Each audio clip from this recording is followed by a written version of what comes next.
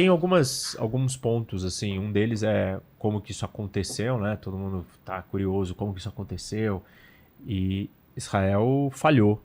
O serviço de inteligência falhou, o sistema de defesa falhou, de monitoramento, o exército falhou, muitas instituições falharam.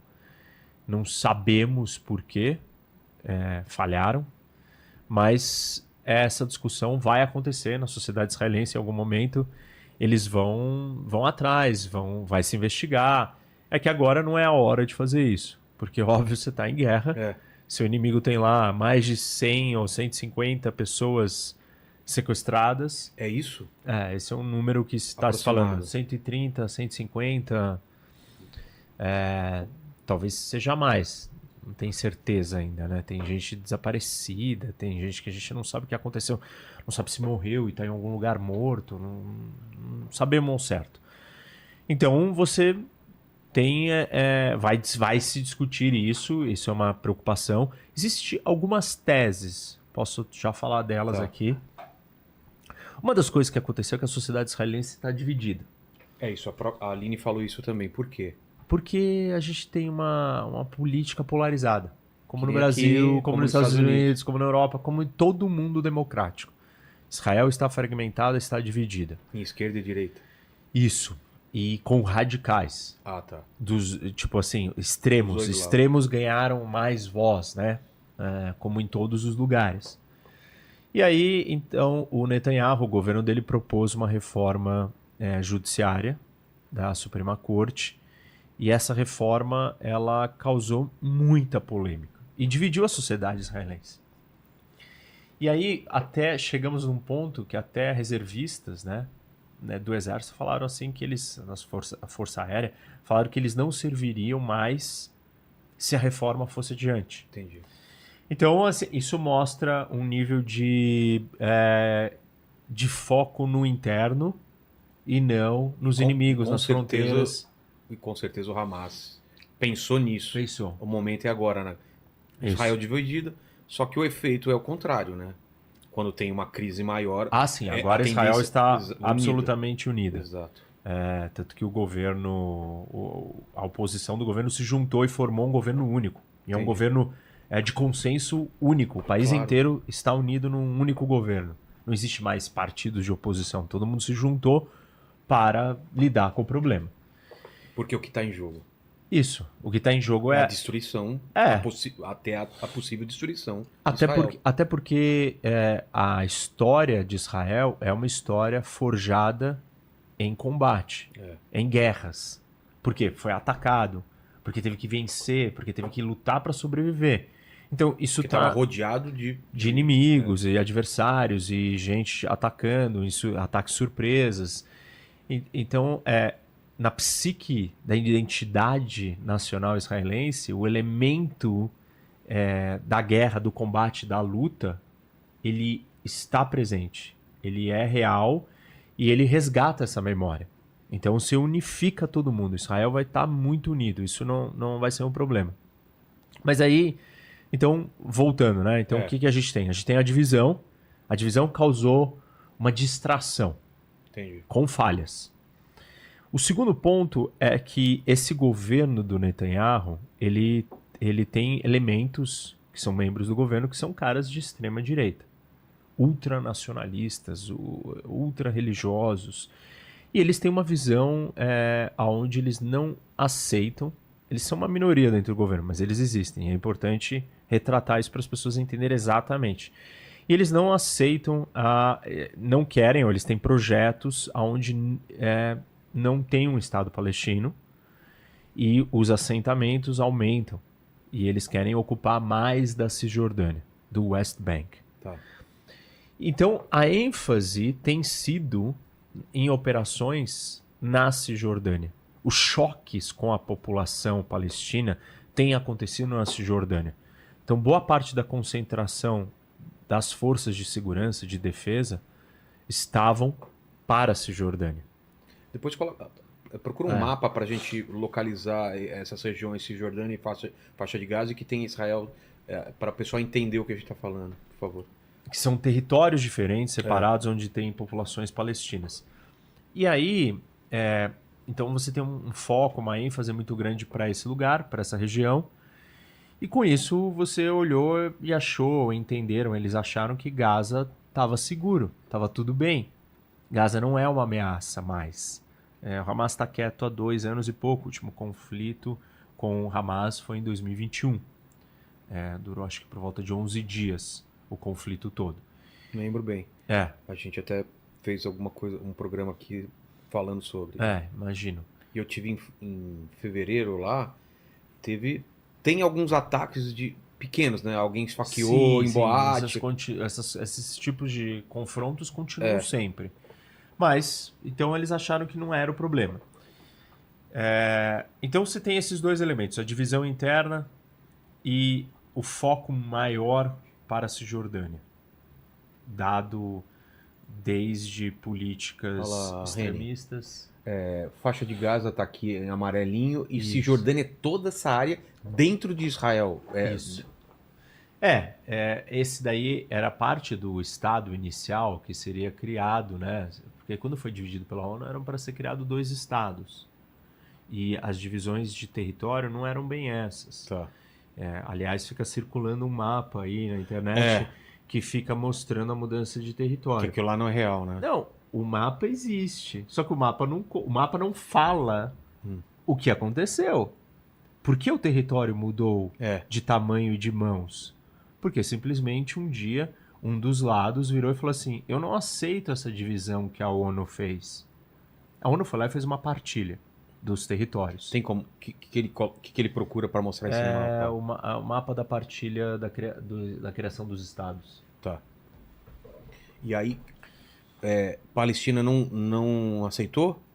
Os países árabes não aceitaram. Os países árabes. Os palestinos e os países árabes. Não aceitaram a tudo, divisão. Não aceitamos que exista um Estado de Israel aqui. Entendi. Não vai existir Estado de Israel aqui. Não tem, para nós não tem essa conversa de 2 lugares. Só existe um lugar e não isso tem daqui lugar é uma terra inteira nossa, nós não vamos permitir a criação desse Estado. E aí o mapa era de um jeito. E daquele jeito. E os judeus aceitaram a divisão. E aí eles declararam guerra. Os países árabes declararam guerra a Israel. Israel lutou a guerra de independência e venceu a guerra. E quando venceu a guerra, conquistou outros territórios, ou mais terra. E aí a história vai se repetindo. Até uma parte do Egito que depois foi devolvida. Não, essa foi a primeira, mas a história vai se repetindo múltiplas vezes. É isso, Reni? É ou isso. Não? É isso. Deixa eu entender. Essa divisão, Estado árabe é aquela cor mais escura, Estado judeu seria mais claro. Isso. Tá diferente do que tá agora. Tá. Tem uma pontinha lá para cima, perto do Líbano também. Isso. Tem uma ponta para lá. E a cidade internacional de Jerusalém. Jerusalém é uma cidade internacional. Jerusalém não era para ser nem de Israel, nem dos judeus, nem dos árabes, nem do mundo, nem dos muçulmanos, nem dos judeus. Tá. Era para ser um lugar internacional. Tá. Isso não foi aceito, então, pelos países árabes, nem... Isso, não foi. E veja ali como até Gaza... a faixa de Gaza, ela estende para baixo também. Isso, ela vai mais para baixo, mas uma parte dela estava ali. E uma grande parte da Cisjordânia também já estava ali. Já era o Estado. Então, assim, não é... Israel foi lá e criou esse espaço e colocou os palestinos ali presos. Não, essa era a divisão do Estado. Ele foi construído assim, ele foi desenhado desse jeito. Entendi. E aí tivemos a Primeira Guerra, aí vem uma sucessão de guerras, todas com a mesma lógica. Não aceitamos que exista um Estado de Israel aqui. Não vai ter um Estado de Israel aqui. Tá bom, não vai ter um Estado de Israel, aí eles atacavam Israel. E nesses ataques, Israel ia vencendo todas essas guerras. Guerra de 67, que é a guerra dos 6 dias, Israel ataca antes porque está cercado, enfim, então, eles estão se preparando para um ataque, Israel faz o ataque antes. E aí, nesse momento, o que acontece? O território de Israel expande, mas dá para a gente ver ali que não é que expande totalmente e acabou com o território palestino. A grande parte do que já era o território palestino está preservado. E aí a discussão evolui até hoje. Tem partes que não estão mais ali. Mas foram resultados de uma guerra. Uma não. Várias guerras. Bom, e aí então voltando lá pro começo, né, do que eu tava falando, vamos voltar para aquele outro mapa da Cisjordânia para as pessoas. Coloca o outro, por favor. Tá. Então você tem Gaza e tem a Cisjordânia. Aí. Isso. E aí, o que acontece? O foco todo estava na Cisjordânia. E com isso, Gaza ficou meio deixado de lado. E aí você tem uma outra... Mas tinha um bloqueio também marítimo, né? Para Gaza. Para Gaza. Para Gaza, o bloqueio, o fechamento continua existindo. Continua existindo, tá. E, assim, aqui tem uma discussão interessante de um ponto que as pessoas ficam o tempo inteiro falando ou repetindo. Tá. Gaza é a maior prisão aberta, a céu aberto do mundo. Mas a pergunta é, quem criou essa prisão? E óbvio que quem fala isso dá a entender ou acusa diretamente que quem criou a prisão foi Israel. E assim, o que é uma prisão? É um lugar fechado, que você não pode entrar e não pode sair, que alguém te trancou lá dentro. Só que não foi Israel que criou essa prisão. Quem criou essa prisão foi o Hamas. Como que ele criou essa prisão? Porque ele declarou guerra a Israel. E quando ele declara guerra a Israel, aí você vai fechar suas fronteiras. Qualquer país que declarar guerra a um outro, os países vão fechar suas fronteiras. E assim, né, se a gente olha ali naquele mapa, Rafah ali, tá vendo? Ali embaixo, na faixa de Gaza. Rafah... Sei. O último ponto perto ali. Do Egito lá, isso. Na fronteira com o Egito. Tá vendo que a faixa de Gaza faz fronteira com o Egito? Então assim, Israel e Gaza, ou Hamas, estão em guerra. Tá. São inimigos mortais. A fronteira é fechada.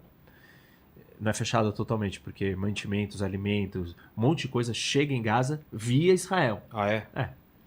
A pergunta é, por que o Egito não abre as portas da tal prisão? Por quê? Porque ele não quer lidar com uma organização terrorista que controla esse território. Ele entende que isso é uma ameaça à sua segurança, à sua fronteira. Então, quem fechou e construiu a prisão é o Hamas. E assim, essas pessoas olham e falam assim, não, mas eles são inimigos, Israel e os palestinos são inimigos. Tá bom, eles são inimigos. Então esquece Israel. A minha pergunta, e a pergunta que as pessoas têm que se fazer, já que elas não acreditam na versão do que Israel fala, perguntem para o Egito.